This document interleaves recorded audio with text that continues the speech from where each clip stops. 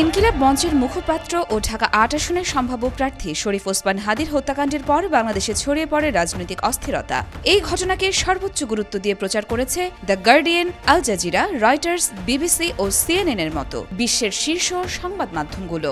The guardian হাদীকে ২০২৪ সালের গণতন্ত্রপন্থী আন্দোলনের গুরুত্বপূর্ণ যুবনেতা হিসেবে উল্লেখ করে জানায়, তার মৃত্যুর পর রাজধানী ঢাকা সহ বিভিন্ন শহরে সহিংসতা ছড়িয়ে পড়ে। আল জাজিরা জানায়, গুলিবিদ্ধ হয়ে গুরুতর আহত অবস্থায় সিঙ্গাপুরে চিকিৎসাধীন থাকা হাদী চিকিৎসকদের সর্বোচ্চ চেষ্টা সত্ত্বেও প্রাণ হারান। রয়টার্স ও বিবিসি আশঙ্কা প্রকাশ করে বলছে, আসন্ন জাতীয় নির্বাচনের আগে এই ঘটনা দেশের রাজনৈতিক পরিস্থিতিকে আরও অনিশ্চিত করে তুলতে পারে। সিএনএন জানায়, হাদীর মৃত্যুর পর সহিংস বিক্ষোভের মধ্যে অন্তর্বর্তী সরকার রাষ্ট্রীয় শোক ঘোষণা করেছে এবং দোষীদের বিচারের আশ্বাস দিয়েছে। একটি হত্যাকাণ্ড আর তার প্রভাব এখন আন্তর্জাতিক পর্যবেক্ষণে বাংলাদেশ। আমি হয়তো মরে যাব, আমার ভাই বন্ধুরা সবাই একসাথে মরে যাবে না।